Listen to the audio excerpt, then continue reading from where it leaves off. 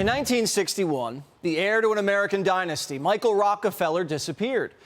Whatever happened to Rockefeller is still a mystery to this day. His last whereabouts? Swimming towards the coast of Papua New Guinea after waves toppled his vessel. Mike Rockefeller was aboard a double-hulled canoe with a Dutch anthropologist called René Wassing. They were trying to go up the Islandan River. Rockefeller very badly wanted to try to swim ashore. After all, the two men from Argots had made it, and he wanted to have a go. Saw him swimming away. The shore appeared to be 3 miles away, but he couldn't be quite sure. That was the last he saw of Michael Rockefeller. The theory for some time has been that Rockefeller was eaten, not by sharks, by cannibals. To this day, historians believe this photo of a white man running with a cannibal tribe may have been Michael Rockefeller. Last year, Primetime spoke to a Rockefeller investigator who paid a visit to the tribe of cannibals. According to Asmat, cosmology and culture carried a sacred obligation to reciprocate, to kill somebody from the tribes that had killed their people. And Michael Rockefeller, unfortunately, swam up to a group of men from Ochnep on the morning of November 21st, 1961, and he was dispatched. It's a mysterious story, and Joe Biden has always been a storyteller. Usually he's stealing stories from the Kennedys, Hubert Humphrey, British diplomats, but he's never plagiarized a Rockefeller. That is until now. This week, Biden told us cannibals ate his uncle in New Guinea. My uncle, they called him Ambrose Brosey, they called him Bozy. My uncle Bozy was a hell of an athlete, they tell me, when he was a kid. And he became an Army Air Corps before the Air Force came along. He flew those single-engine planes as reconnaissance over war zones. He got shot down in New Guinea, and they never found the body because there were a lot of cannibals for real in that part of New Guinea. Primetime still can't get over the story. The Pentagon called Biden a liar. The truth? Uncle Bozy was the passenger in a plane that went down in the Pacific when its engines failed. There was even a survivor who never mentioned anyone being eaten. Binder was asked about it today and said cannibalism is no laughing matter. Why is President Biden saying that his uncle Bozy was eaten by cannibals? The president had a emotional and I think a symbolic moment.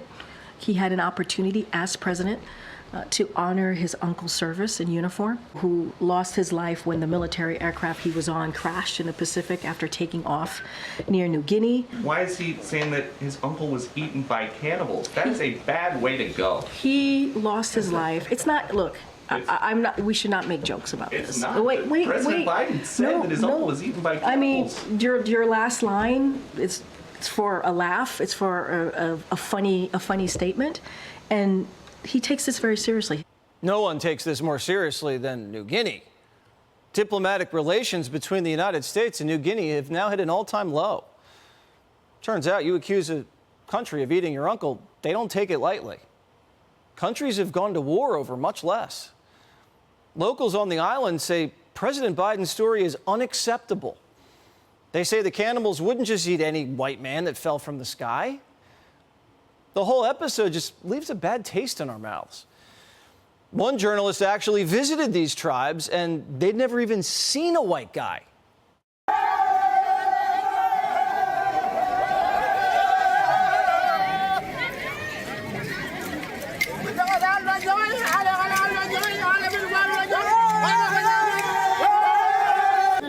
People have so many questions. People are confused. White people want to come in this community. So yeah, we're having a little town hall, if you can put it that way.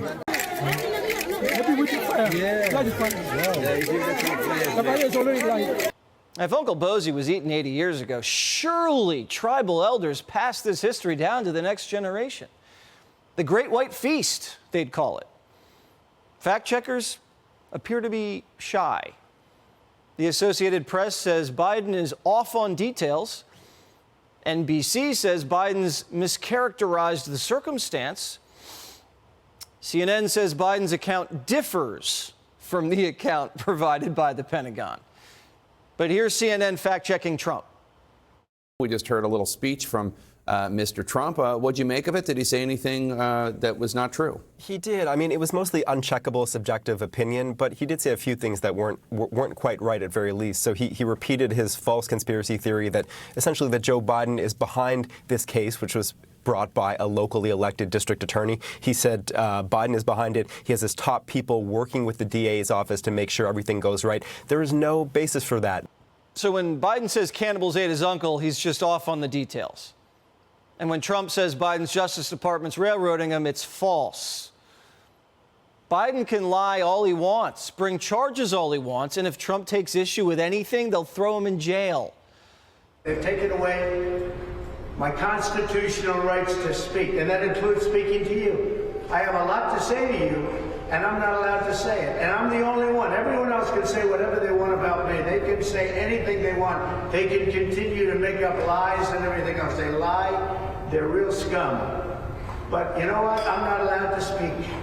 And I want to be able to speak to the press and everybody else about it. So why am I gagged about telling the truth? I'm only telling the truth. They're not telling the truth. This New York trial is going to last 2 months. That's 2 months with Trump taken off the trail. And if he says the Biden donating judge or the lying star witness or the crazy DA's corrupt, he violates the gag order and gets jailed. Biden can spew hoaxes, plagiarize Michael Rockefeller, and Trump can't say a thing or go anywhere except on Wednesdays and on weekends. And with advantages like that, you'd think Biden would be cruising to re-election. Wrong. Biden world is trying to skip out on the debates. His buddy, David Frum in The Atlantic, says the Constitution's not debatable. The president does not participate in forums with a person under criminal indictment for his attempt to overthrow the Constitution. Jail your rival, duck debates to save democracy. You know the real reason Biden doesn't want to debate? Because Trump's going to say, your uncle was eaten by cannibals, huh, Joe? Hey, Sean Hannity here. Hey, click here to subscribe to Fox News YouTube page and catch our hottest interviews and most compelling analysis. You will not get it anywhere else.